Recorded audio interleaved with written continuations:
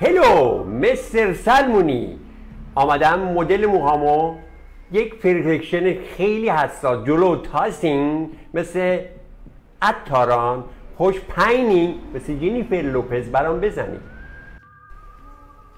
اوه اوه اوه چه مدلیه. حالا بیاین یه کاری میکنم براتون. بفرمایید بشینید. یه جوری براتون ردیف میکنم دیگه. بفرمایید. خواهش میکنم. بفرمایید. ببخشید دیگه من به این دوستمون نوبت داده بودم و قبل از شما اومدم باید باشون بندازم دیگه. آندرسند. یه وضع خرابه، هزینه‌مون خیلی سنگینه، هزینه اجاره و نمیدونم هزینه چیزی چی در نمیاد، اصلا به درد نمیخوره دیگه کار کردن. میخوام مغازم کلا جمع کنم، یه خسته شدم از این مغازه. تو سوئیس که زندگی میکنیم بسیار امکانات زندگی فراهم هست.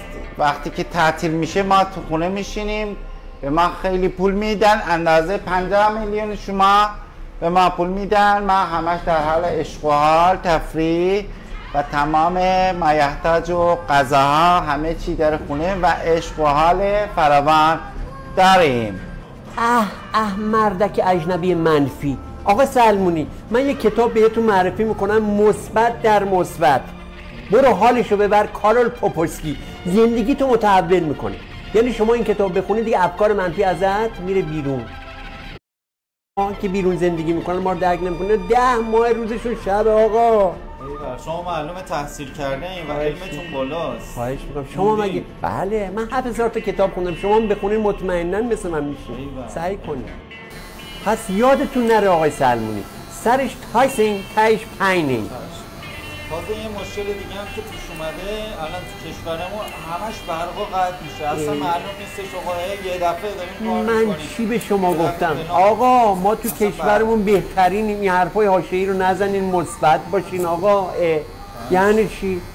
ما اینجوری با هم نفس تو سینم، عطر نفس های شما سحر که قابل. آقا برقا قطع شد. چیه؟ برقا رفتش. بهتون گفتم که شما گفتین که نداره اینا که. چی برقا قطع شد؟ بابا تو کاسبی. این چی وضع موهای موی خود؟ دست من نیست. برق کل برو چجوری برم خان؟ برو بابا برو یک سیم بعد از اون ورزشگاه ورده بیاری یه حرفا چی بدو؟